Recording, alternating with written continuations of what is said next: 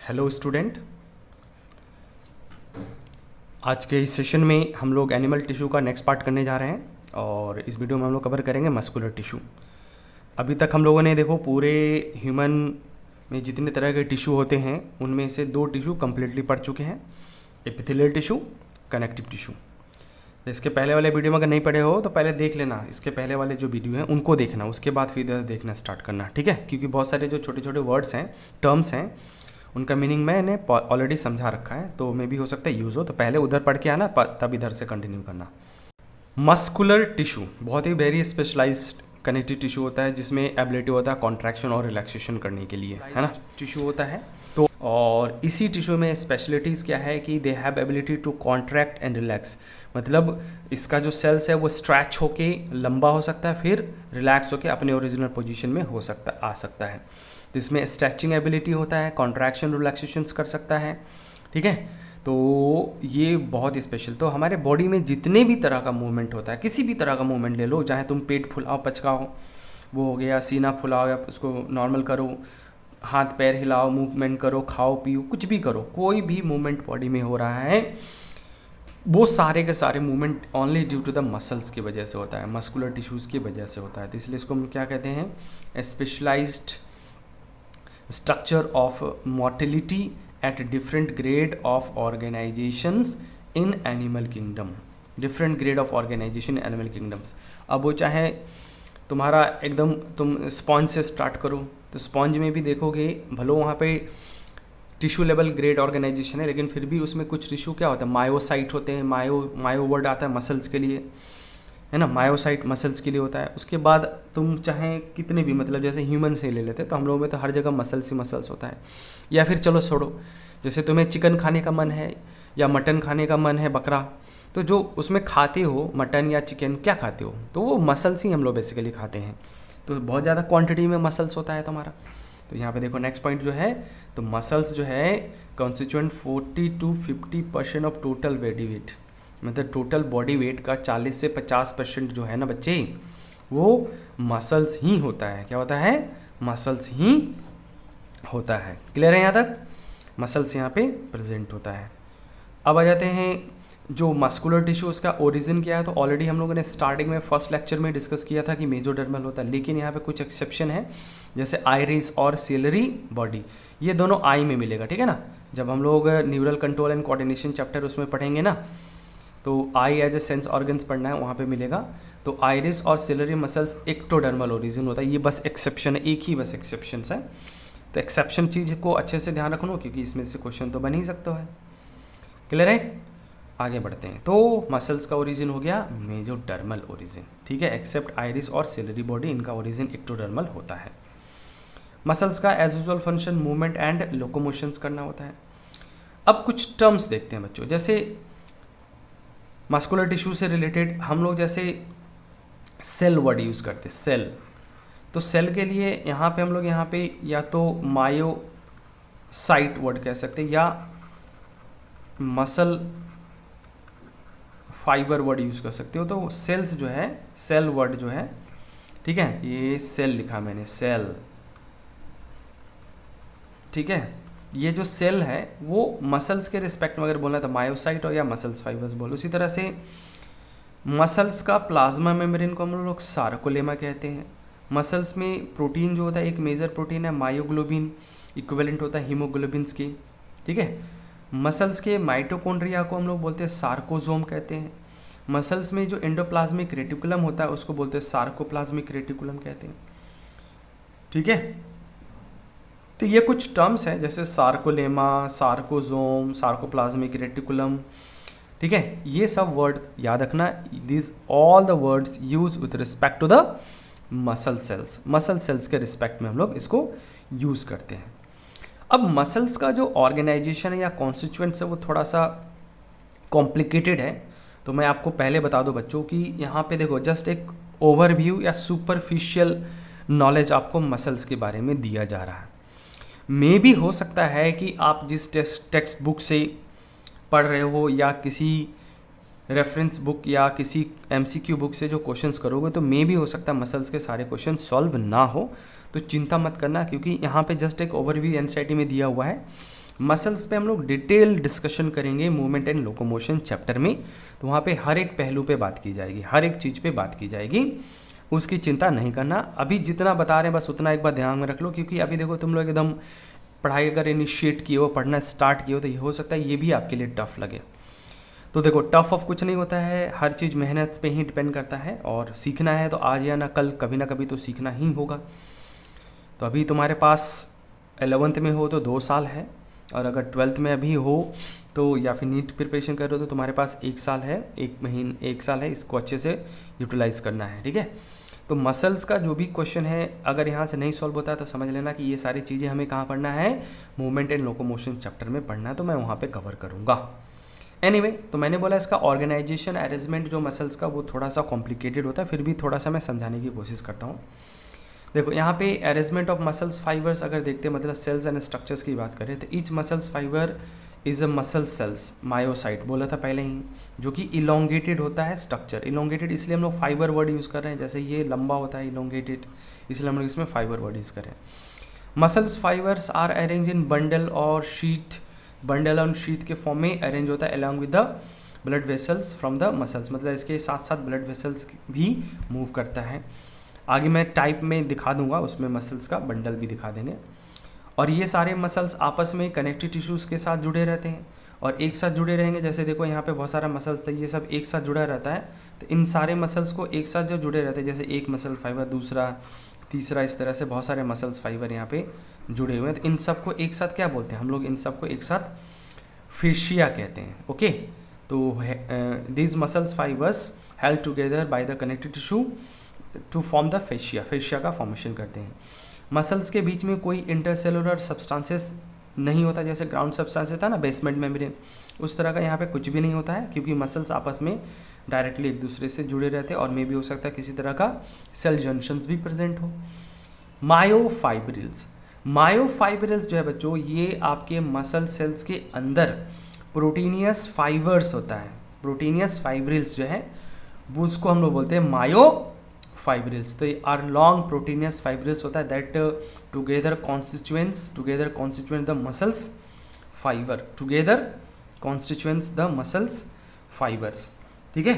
क्या बोलते हैं इसको, मसल्स फाइबर्स कहते हैं, मसल्स फाइब्रिल्स, ओ नहीं सॉरी मायोफाइब्रिल्स कहेंगे। तो प्रोटीनियस होता है, ठीक है, मतलब ये मान लो मसल सेल्स हैं, तो इस मसल सेल्स के अंदर भी क्या होता है, इस तरह से कुछ फाइबर्स वगैरह रहते हैं, इन्हीं को हम कहते हैं मायोफाइब्रिल। और ये मायोफाइब्रिल्स है ना बच्चे, यही एक्टिन और मायोसिन से बना रहता है। तो फिलहाल के लिए जब तक आप मूवमेंट एंड लोकोमोशन चैप्टर नहीं पढ़ते हो तब तक के लिए आप एक्टिन और मायोसिन को इतना ध्यान रखना कि ये मसल्स में प्रेजेंट होते हैं, और मसल्स में इन्हीं के वजह से मसल्स में कॉन्ट्रैक्शन और रिलैक्सेशन होता है एक्टिन और मायोसिन के वजह से, एक्टिन और मायोसिन के वजह से मसल्स में कॉन्ट्रैक्शन, एक्टिन मायोसिन मिलके मायोफाइब्रिल बनाता है, और मायोफाइब्रिल मिलके ये मसल सेल्स का कॉन्स्टिट्यूएंट्स करता है, मसल सेल्स को बनाता है। ओके, तो ये कुछ वर्ड है, देखो अगर समझ में आया तो अच्छी बात है, नहीं समझ में आया तो थोड़ा होल्ड करना बच्चों, और मूवमेंट एंड लोकोमोशन तक वेट करना पड़ेगा, ठीक है। चलो अब देखते हैं हम लोग टाइप ऑफ मसल्स। तो टाइप ऑफ मसल्स में देखते हैं, तो on the basis of location, structure और फंक्शंस, इसके बेसिस पे हम लोग क्या कर सकते हैं, मसल्स को 3 टाइप में बांट सकते हैं। एक है आपका स्केलेटल मसल्स, दूसरा है स्मूथ मसल्स, तीसरा है कार्डियक मसल्स। अब यहाँ पे स्केलेटल मसल्स के बहुत सारे नाम है, जैसे स्ट्रिएटेड मसल्स कहते हैं या वॉलंटरी मसल्स कहते हैं। उसी तरह से स्मूथ मसल्स को नॉन स्ट्रिएटेड मसल्स और विसरल मसल्स भी कहते हैं, और कार्डियक मसल्स का कोई नाम नहीं, कार्डियक मसल्स ही बोलते हैं। इसमें स्ट्रिएशन होता है। देखो इन तीनों में जो बेसिक डिफरेंस है वो उनका स्ट्रक्चर है, जैसे पहले ही बोला था, लोकेशन, स्ट्रक्चर और फंक्शंस के बेसिस पे डिफरेंशिएटेड होता है। स्केलेटल मसल्स सिलिंड्रिकल शेप होता है, कार्डियक मसल्स भी सिलिंड्रिकल शेप होता है, ये भी सिलिंड्रिकल शेप होता है। लेकिन स्मूथ मसल होता है फ्यूजिफॉर्म। फ्यूजिफॉर्म मतलब स्पिंडल शेप बोलते हैं इस तरह से। तो इसका एक टर्मिनल क्या हो गया, दोनों टर्मिनल किनारे वाले पार्ट क्या हो गया, पतले पतले नैरो, और बीच में जो पोर्शन होता है वो ब्रॉडर होता है, चौड़ा होता है। इस तरह के स्ट्रक्चर को बोलते हैं स्पिंडल बोलते हैं। आगे मैंने इस पॉइंट्स को लिखा भी है, देखे करके इसी में से देखते रहते हैं। तो स्केलेटल मसल सिलिंड्रिकल शेप होता है, स्मूथ मसल स्पिंडल या फ्यूजिफॉर्म बोला। फ्यूजिफॉर्म का मतलब ये समझ लो इस तरह से, और ये सिलिंड्रिकल का मतलब इस तरह से सिलिंड्रिकल होता है, ठीक है। कार्डियक मसल्स भी सिलिंड्रिकल होता है, सिलिंड्रिकल शेप। लेकिन यहाँ पे एक चीज़ स्पेशल है कि ये क्या होता है, इस तरह से ब्रांच्ड होता है, ठीक है ना। क्या होता है, सिलिंड्रिकल होता है, ब्रांच्ड होता है। दूसरा चीज़ जो है स्केलेटल मसल्स में बच्चों, यहाँ पे आपको न्यूक्लियस की बात करें तो यहाँ पे मल्टी न्यूक्लिएटेड, मतलब न्यूक्लियस यहाँ पे 1 2 इस तरह से मल्टी न्यूक्लिएटेड होता है। बट स्मूथ में सिर्फ यूनी न्यूक्लिएटेड होता है, और कार्डियक भी कैसा होता है, यूनी न्यूक्लिएटेड मसल्स होता है। तो इसमें single nucleus, but skeletal muscles में मल्टी न्यूक्लिएटेड कंडीशन होता है। यहाँ पे देख सकते हो ये सब न्यूक्लियस को ही बता रहे हैं, ये क्या है, that's all are the nucleus. ये सब के सब न्यूक्लियस है, और एक में बहुत सारा होता है nucleus, multi nucleated conditions. Nucleus अगर हम देखते हैं बच्चों, तो स्केलेटल मसल्स में देखो साइड में मैंने बनाया है पेरीफेरल होता है, बट इन दोनों में सेंट्रल होता है। मतलब कार्डियक मसल्स और स्मूथ मसल में न्यूक्लियस सेंट्रल पार्ट में होता है, बीच में प्रेजेंट होता है, ठीक है। कहाँ होगा, बीच में प्रेजेंट होता है। उसके बाद मायोफाइब्रिल जो है, अभी बताया ना मायोफाइब्रिल, इसी की वजह से मसल्स में कॉन्ट्रैक्शन रिलैक्सेशन होता है। तो स्केलेटल मसल्स में मायोफाइब्रिल्स ये ऑल्टरनेट डार्क और लाइट डार्क बैंड्स के फॉर्म में रहता है, और डार्क लाइट के फॉर्म में रहता है ना, इसीलिए हम इसको क्या बोलते हैं, इसी को हम लोग बोलते हैं स्ट्रिएटेड वर्ड। ये जो स्ट्रिएटेड वर्ड दिख रहा है ना, इसके वजह से हम लोग इसको स्ट्रिएटेड मसल्स कहते हैं। यहाँ पे देखो नॉन स्ट्रिएटेड और यहाँ पे स्ट्रिएटेड, तो ये स्ट्रिएटेड मसल्स इसी के वजह से आता है मायोफाइब्रिल्स, जब लाइट और डार्क बैंड में रहता है। स्मूथ मसल्स में मायोफाइब्रिल्स क्या होता है, without light and dark band, मतलब यहाँ पे स्ट्रिएशन नहीं होता है, तो इसलिए हम इसको क्या बोलते थे, इसको नॉन स्ट्रिएटेड वर्ड हम लोग देते थे, नॉन स्ट्रिएटेड। और मसल्स अगर हम कार्डियक में आते हैं तो यहाँ पे क्या होता है, मायोफाइब्रिल्स यहाँ पे हल्का फेंट लाइट एंड डार्क बैंड के फॉर्म में रहता है, मतलब डार्क लाइट रहेगा लेकिन not so much like a skeletal muscle. Skeletal muscle से नहीं रहता, उससे हल्का हल्का रहता है, बट रहता है। यहाँ पे जैसे डार्क लाइट इस तरह से ऑल्टरनेटली प्रेजेंट होता है। ओके, नेक्स्ट जो डिफरेंस है बच्चों, अगर हम देखते हैं स्केलेटल मसल, तो स्केलेटल मसल्स का जो फाइब्रिल्स होता है अनब्रांच्ड होता है। इसमें देखो सीधा एकदम अनब्रांच्ड है ना, सीधा, यह फाइब्रिल्स एकदम सीधा है। इसमें भी हम कह सकते हैं, स्मूथ मसल्स में भी बोलते हैं अनब्रांच, लेकिन ये वेरी स्पेशल कार्डियक मसल्स में क्या होता है, ये ब्रांच होता है, जैसा कि मैंने स्टार्टिंग में ये देखो बना के दिखाया था। और यहाँ पे भी देख सकते हो, देखो ये कार्डियक सेल्स है, ये ऐसे देखो यहाँ पे ब्रांच्ड है ना, यहाँ पे ब्रांच्ड है, एक सेल हो गया, फिर ये दूसरा सेल, ये तीसरा सेल्स, देखो सारे के सारे ब्रांच है, तो ब्रांच होता है मायोफाइब्रिल्स, ठीक है। अब आ जाते हैं इसका जो फंक्शन है, तो स्मूथ मसल्स क्या आता है, वॉलेंट्री होता है। वॉलेंट्री का मतलब जानते हो, वॉलेंट्री का मतलब होता है अपनी स्वेच्छा से, ठीक है ना। आप चाहोगे तो कांटेक्ट करेगा, नहीं चाहोगे तो कांटेक्ट नहीं करेगा, तो वॉलेंट्री कहते हैं। बट बाकी ये दोनों क्या होते हैं, इनवॉलेंट्री मसल्स होते हैं। क्या होते हैं, इनवॉलेंट्री मसल्स होते हैं। क्लियर है, इनवॉलेंट्री मसल्स। तो इसमें कॉन्ट्रैक्शन और रिलैक्सेशन क्या होता है, आपके विल पावर पे डिपेंड होगा तो वॉलेंट्री, और आपकी विल पावर पे डिपेंड नहीं होगा तो इनवॉलेंट्री कहते हैं। जैसे हार्ट बीट को तुम रोक सकते हो, बिल्कुल नहीं रोक सकते हो, तुम कितना भी कोशिश कर लो, कितना भी योगा कर लो, हार्ट बीट नहीं रुकेगा, क्योंकि तुम्हारा कंट्रोल उस पर है ही नहीं। तो वो क्या है, इनवॉलेंट्री है, वो अपने आप कॉन्टैक्ट रिलैक्स। बट अपने हाथ पैर को कंट्रोल कर सकते हो, माउथ को कंट्रोल कर सकते हो, समझे। तो ये वॉलेंट्री होता है, एक तो बहुत बड़ा डिफरेंस। देखो स्केलेटल मसल्स में अगर थोड़ा सा इसको हम लोग डायग्राम से और अच्छे से समझने की कोशिश करें, तो स्केलेटल मसल्स में बच्चों यहाँ पे देखो, ये है एक स्केलेटल मसल्स का सिलेंड्रिकल शेप। अब इसमें इतना बीच में मायोफाइब्रिल्स इतना ज़्यादा होता है ना, इसी के वजह से न्यूक्लियस पेरीफेरी पार्ट में चला जाता है, ये पेरीफेरल्स पार्ट में चला गया, और बाकी बीच में जितना जगह बच गया उसमें मायोफाइब्रिल्स भरा हुआ रहता है, समझे, मायोफाइब्रिल्स भरा हुआ रहता है। और इसमें यही जो आउटर है, इसी को क्या बोलते हैं, सार्कोलेमा हम लोग बोल देते हैं। ये इसका न्यूक्लियस है और ये सिलिंड्रिकल शेप है, अनब्रांच्ड है, कहीं से भी जुड़ा उड़ा नहीं रहता है, समझे। कार्डियक मसल्स में अगर हम देखते हैं तो कार्डियक मसल्स में वहाँ पे इस तरह से देखो, ये भी सिलिंड्रिकल शेप ही है, ये इस तरह से सिलिंड्रिकल शेप है, लेकिन बस इसमें एक नया चीज़ ये है कि ये क्या होता है, इस तरह से ब्रांच्ड होता है। तो इसके अंदर जैसे मायोफाइब्रिल, वो भी क्या होगा, इस तरह से ब्रांच्ड होता है, ठीक है। और यहाँ पे मायोफाइब्रिल है तो इसमें ऑल्टरनेट डार्क लाइट इस तरह से प्रेजेंट होता है। और साथ में इसका जो न्यूक्लियस है बच्चों, वो सेंटर में मिलेगा हम लोग को, इस तरह से न्यूक्लियस कहाँ पे, सेंटर में मिलता है। एक चीज़ अब यहाँ पर नया आने वाला है, तो नया हम लोग डार्क में देखते हैं, क्योंकि यहाँ से एक दूसरा सेल दूसरे सेल से अरेंज होता है, ठीक है। हाँ, एक चीज़ यहाँ पे एक और है बच्चों, अब ये मल्टी न्यूक्लिएटेड क्यों हुआ, तो मल्टी न्यूक्लिएटेड इसलिए हुआ क्योंकि जो स्केलेटल मसल्स है ना, वो बना है fusion of so many cells, बहुत सारे सेल्स आपस में फ्यूज़ कर गए हैं, और इस वजह से ये बहुत लंबा इलोंगेटेड फाइबर्स के फॉर्म में रहता है। जैसे मान लो यहाँ पे 1 cell, 2 cell, 3 cell, 4 cell, 5 cell, 6 cell है, और ये सारे सेल्स आपस में फ्यूज़ होते चले जाते हैं, ये वाल मिटा दे रहे हैं।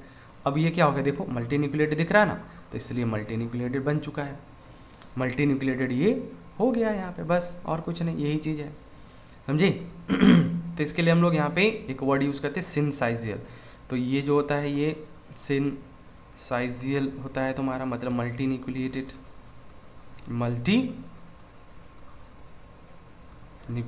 होता है, समझे। फ्यूज़न से बनता है ये मल्टी न्यूक्लियस कंडीशंस। क्लियर है। तो ये सारे पॉइंट हम लोग आई होप क्लियर हो गया है। आगे बढ़ें उससे पहले थोड़ा सा कुछ समझाना है, तो इस क्वेश्चंस को पहले एक बार अटैम्प्ट करो, तुम लोग खुद से वीडियो पॉज कर लो, अटैम्प्ट करो, उसके बाद फिर इसका सॉल्यूशन देखो। चलो ट्राई कर लिया है ना, चलो देखते हैं कैसा है ये क्वेश्चंस। तो इस क्वेश्चंस में कहा जा रहा है कि identify the tissue shown in the diagram and match with the characteristics and it's locations. Anyway बच्चों, यहाँ पे डायग्राम जो है, ठीक है, आप टेंशन मतलब अब डायग्राम यहाँ कहोगे मिसिंग नहीं है, एक्चुअली में अभी जस्ट हम लोगों ने देखा स्केलेटल, स्मूथ, कार्डियक, स्टिएटेड, तीनों मसल्स देखा, डायग्राम यही वाला डायग्राम है, ठीक है। तो ये डायग्राम दिया है, इसके नीचे जैसे नाम जैसे लिखा वो नाम भी है यहाँ पे, ये सारे जो नाम लिखे हुए हैं ना, वो सारे नाम एज इट इज़ हैं, ये सारे नाम एज इट इज़ हैं, ठीक है। इन्हीं के बारे में बोला जा रहा है, स्केलेटल, स्मूथ और कार्डियक मसल्स, देख लिया ना। अब बोल रहा है इसमें से बताना है कि मैच दो with the characteristic and location से, तो हमें कैरेक्टरिस्टिक लोकेशन से मिलाना है। तो पहला है स्केलेटल मसल्स। तो स्केलेटल मसल्स में स्ट्रिएशन होता है and closely attached with the bone of the limbs. इसको हम लोग होल्ड करते हैं क्योंकि ये हो सकता है आंसर हो, ठीक है। स्मूथ मसल्स अभी लोकेशंस बताया नहीं है। स्मूथ मसल्स जो होता है show the branching and found in the heart wall, found in heart wall में मिलता है। स्मूथ मसल बच्चों हार्ट में कार्डियक वॉल होता है, तो ये नहीं होगा। कार्डियक मसल जो होता है अनब्रांच्ड लिखा है, तो अभी जैसे बताया कि ब्रांच होता है, इसलिए ये भी गलत हो गया। स्ट्रेटेड मसल्स मतलब स्केलेटल मसल्स होता है, ये लिखा ना taper at both the end, taper at both the end किस में होता है, स्मूथ मसल्स में होता है, तो ये भी गलत हो गया। तो दैट मीन्स ये पहला वाला सही आंसर। स्केलेटल मसल्स क्या होता है, show the striations, dark light band दिखाता है, और ये बोन के साथ क्लोजली अटैच्ड होता है, दैट मीन्स लोकेशन। कोई बात नहीं, लोकेशन यहाँ पे देख लेते हैं। जस्ट थोड़ा सा इसमें ये था कि जो स्ट्रिएटेड मसल्स होता है वो बोन के साथ जुड़ा हुआ रहता है, ये चीज़ तुम्हें आपको ध्यान में रखना है। एनीवे नेक्स्ट जो डिफरेंस है वो है आपका कार्डियक मसल्स में इंटरकैलेटेड डिस्क जो है ना ये प्रेजेंट होता है, लेकिन बाकी सब में देखो अब्सेंट होता है। तो अब इंटरकैलेटेड डिस्क क्या होता है, तो इंटरकैलेटेड डिस्क जो है बच्चों, इंटरकैलेटेड डिस्क यहाँ पे जो कार्डियक मसल्स है, तो एक मसल्स दूसरे मसल से जंक्शंस के थ्रू जुड़ा हुआ रहता है, junction between the adjacent sales, इसी को बोलते हैं हम लोग इंटरकैलेटेड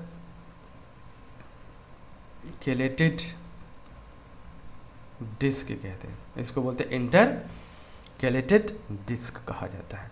और इसी इंटरकैलेटेड डिस्क से यहाँ पे गैप जंक्शन होता है, तो इसके वजह से ये जो मसल्स है वो आपस में कम्युनिकेट कर सकते हैं, कम्युनिकेशन हो सकता है, ठीक है ना, कम्युनिकेशंस हो सकता है इनके बीच में। क्लियर है।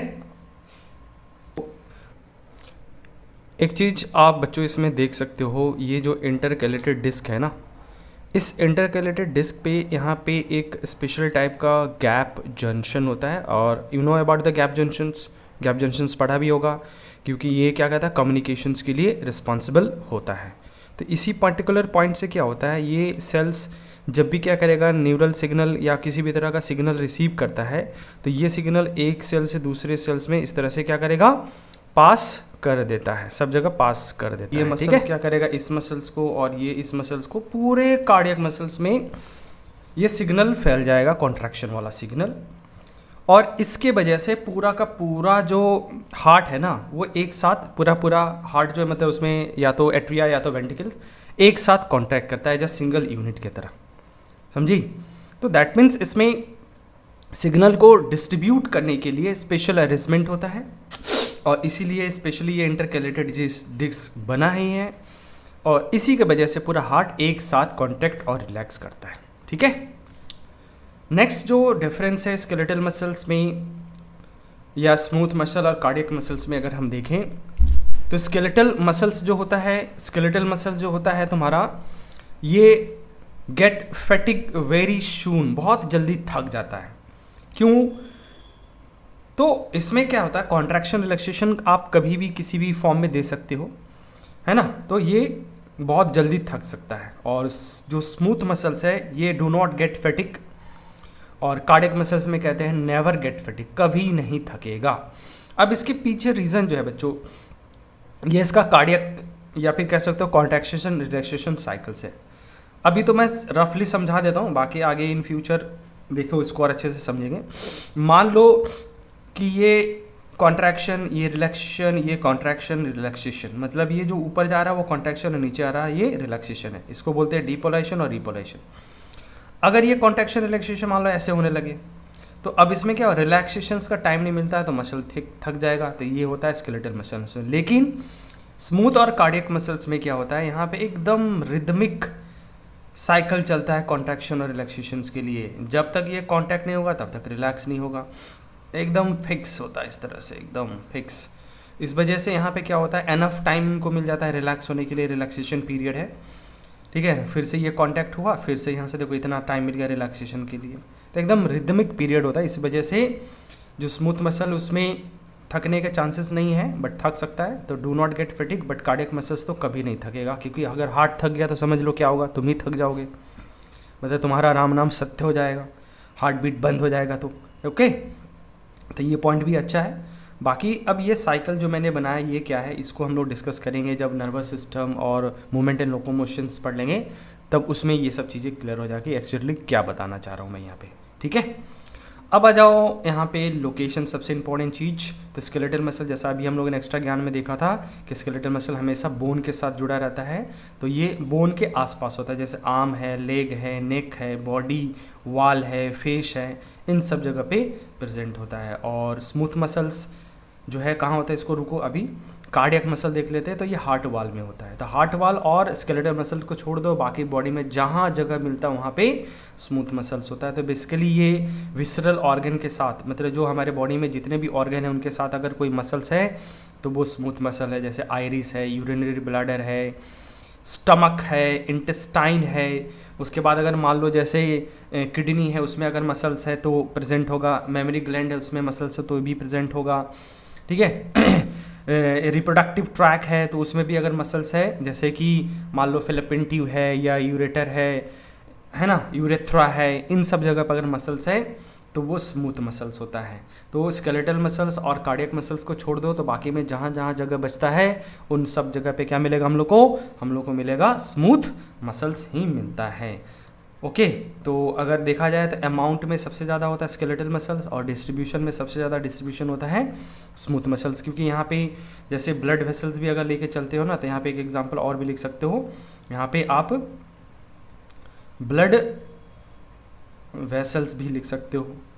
ठीक है, ब्लड वेसल्स में भी यही प्रेजेंट होता है। कैपिलरीज वगैरह जो हो गया उन सब जगह पे, कैपिलरी सॉरी बोले, आर्टरी और वेन जो होता है उसमें जो मसल्स होता है वो स्मूथ मसल्स ही होता है। तो आप सोच ही सकते हो कि ब्लड वेसल तो बॉडी में हर जगह फैला हुआ है, तो स्मूथ मसल का डिस्ट्रीब्यूशन ज़्यादा होता है। ओके, तो ये था भैया मसल्स के बारे में।